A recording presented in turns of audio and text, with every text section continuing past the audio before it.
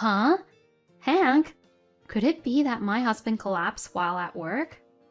No, I received a call from the police saying that my wife was taken to the hospital. I just arrived. Did Jason collapse too? What? I thought he had a business meeting today with you. No, Jason had the day off today. Besides, wasn't Daisy camping with you, Katie? What happened during the camping trip? Huh? My name is Katie.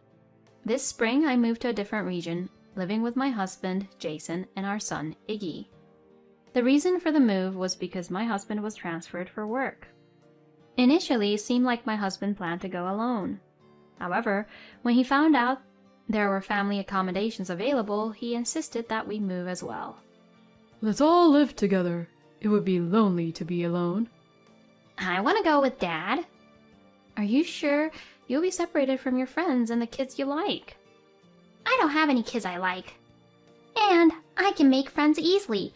Being with Dad is what I want. After such exchanges, here we are. It was a daily struggle as we adjusted to life in a new place, but gradually we started to make acquaintances. Among them, the woman I got along with the most was someone my age.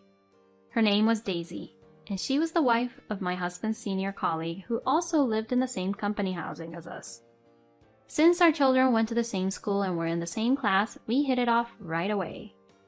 Katie, do you ever consider getting a part-time job? I do have the desire to work, but I haven't quite made up my mind yet. Is it because of the kids? Don't worry, my child stays home alone just fine when I work. You're right. Maybe I'll talk to my husband and son about it. Why don't you work at the same place as me? They're currently hiring, but they haven't received many applications. Daisy's workplace is a nearby supermarket. I wonder if even someone like me who has a careless personality can handle it. When I expressed such concerns, Daisy responded, If you say that, what about me? You're more responsible than I am, and I'm sure you'll be fine. With Daisy's encouragement, I immediately decided to consult with my husband. Why not give it a try? If you work, we might be able to enjoy a few more luxuries than before, right? My husband readily approved of me taking the job. Well, I don't think we can afford that much luxury, though.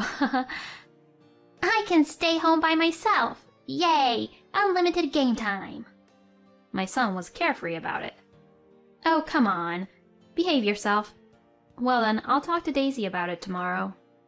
My husband before the transfer had been reluctant to let me work, but at that time I didn't realize how enjoyable it would be to live in company housing.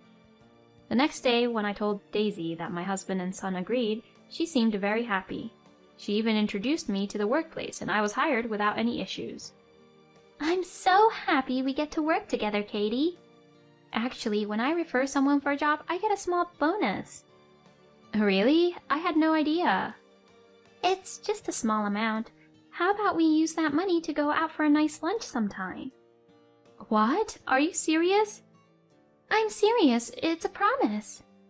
However, that promise was never fulfilled because of one thing.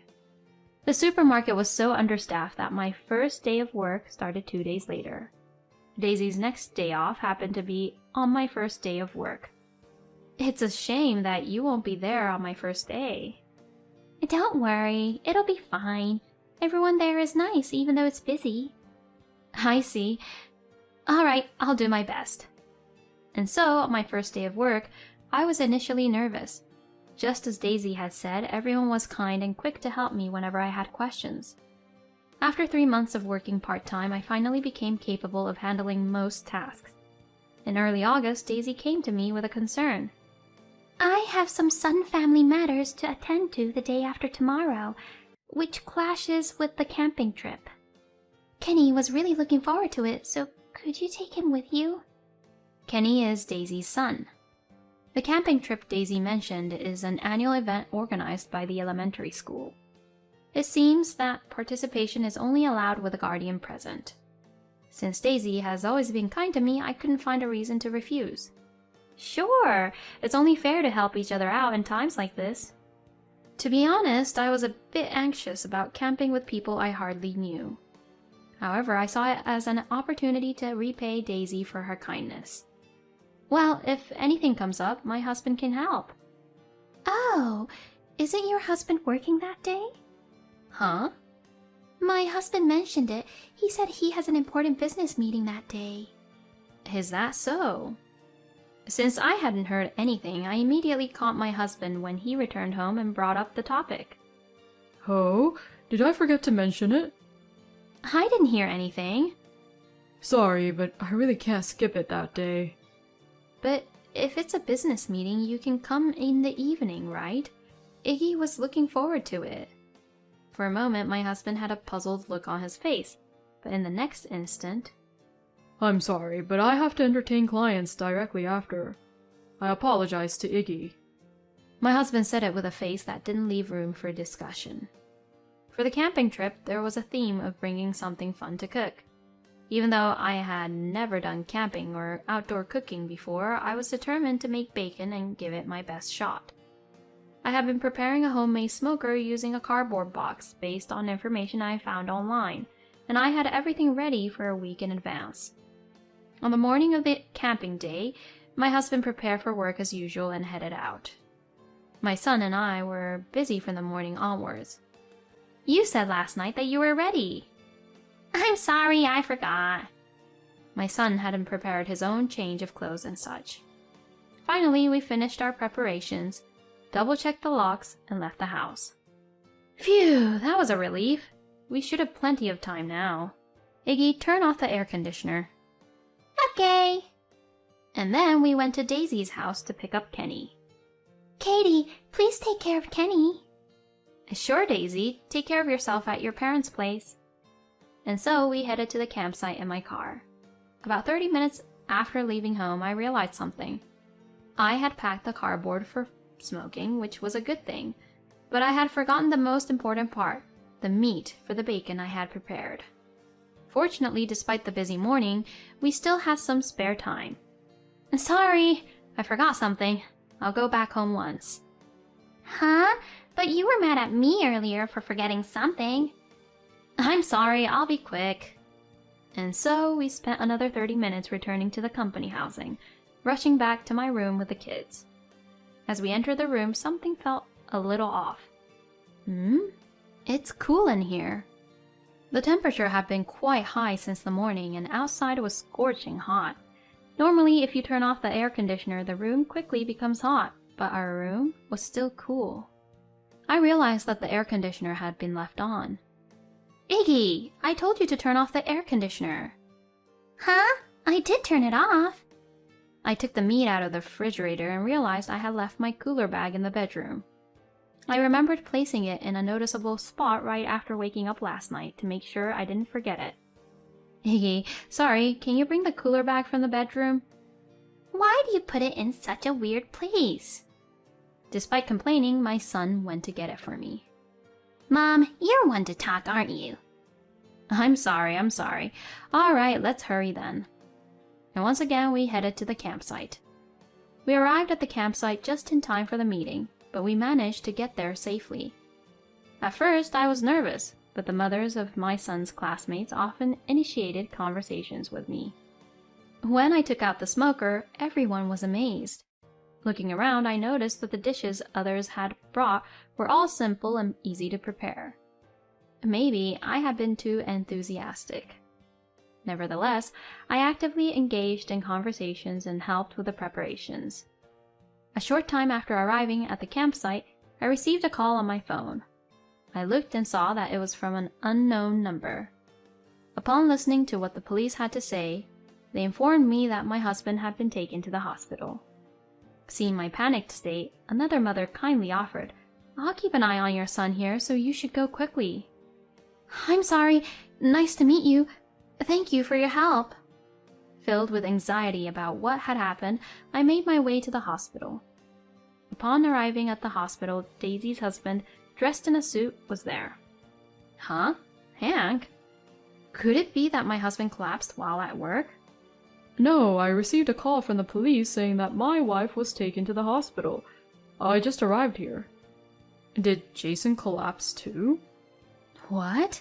I thought he had a business meeting today with you. No, Jason had the day off today. Besides, wasn't Daisy camping with you, Katie?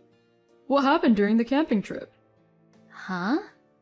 Daisy suddenly said she had some urgent matters at her parents' house, so I was taking care of Kenny and went camping together. Our minds were filled with question marks due to the incomprehensible conversation. Just then, a police officer approached us. You are Daisy's husband and Jason's wife, correct? Yes. Actually, The police officer began speaking with a noticeable difficulty. According to the police, about an hour ago they received a report from a resident in the apartment building across from the company housing. The report stated, "There is a naked person causing a disturbance on the balcony." Upon receiving the report, the police immediately headed to the company housing but couldn't confirm anything from the outside. They quickly went up to the neighboring apartment and looked into the company housing, where they found the two naked individuals completely naked and completely exhausted. The property manager was called to unlock the door, and upon entering, they found that the window in the bedroom leading to the balcony was locked. They rescued the two individuals and transported them by ambulance. At that time, both of them were conscious. Daisy apparently provided her identification to the police. They were suffering from heat stroke and are currently receiving intravenous fluids. So that means... they are currently asleep, so once they calm down, we plan to talk to them. By the way, where were both of you today?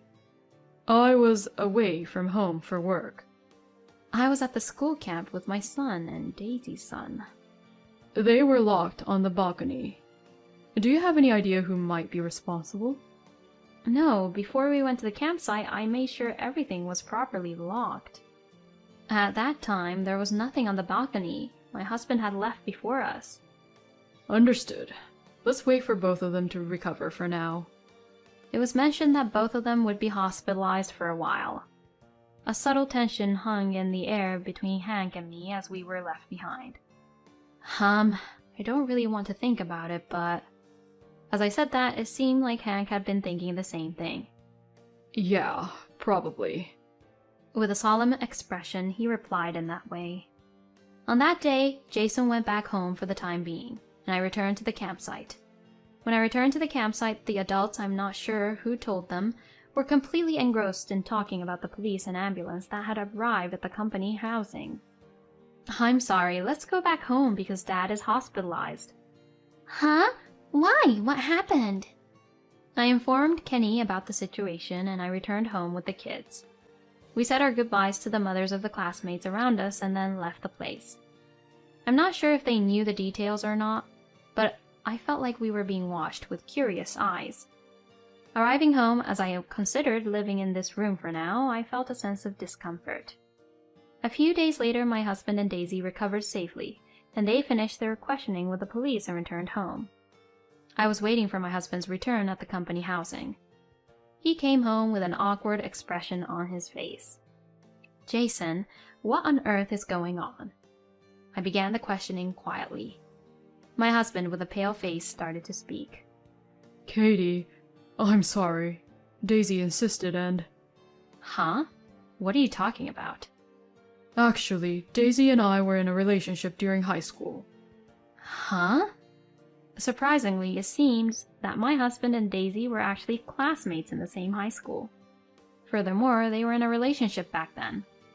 I was quite shocked because I had never heard such a story from either of them.